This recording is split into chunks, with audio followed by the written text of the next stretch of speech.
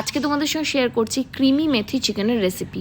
প্রথমে বলে রাখি, এই রেসিপিটা কিন্তু তোমরা মেথি শাক ছাড়াও করতে পারো। প্রথমে তেলের মধ্যে দেবে একটুখানি বাটার, তারপর দেবে গোটা গরম মশলা, তার সঙ্গে দেবে তেজপাতা আর শুকনো লঙ্কা, আর দেবে সামান্য একটু গোলমরিচ। তারপরে এগুলো একটু ভাজা ভাজা হয়ে গেলে দিয়ে দেবে পেঁয়াজ কুচিটা ভালো করে ভাজা ভাজা হয়ে গেলে এর মধ্যে চিকেনটা অ্যাড করে দেবে, সঙ্গে সঙ্গে নুন দিয়ে দেবে। দেন একটুখানি ভাজা ভাজা হয়ে গেলে এর মধ্যে দেবে পেঁয়াজ বাটা, আদা বাটা, রসুন বাটা। এই সমস্ত কিছুকে কিন্তু খুব ভালোভাবে তোমাদের কষিয়ে নিতে হবে। তোমাদের শেষে বলছি, শাকটা যদি না থাকে তোমরা কীভাবে মেথি চিকেন বানাতে পারবে। ব্ল্যাক পেপার অ্যাড করবে আর একটু ফ্যাটানো দই, এটাকে ভালো করে অ্যাড করে নিয়ে পরে ভালো করে কষিয়ে নিতে হবে। দইটা অবশ্যই ফেটিয়ে দিতে হবে, নইলে কিন্তু কেটে যাবে। এরপরে এর মধ্যে অ্যাড করবে দুধ, আর এই যেই সময় আমি এখানে মেথির শাক দিচ্ছি তোমরা মেথি পাতাটা অ্যাড করে দিতে পারো। তারপরে দেবে কাজু বাটা, একটু দেবে আমুলের ক্রিম।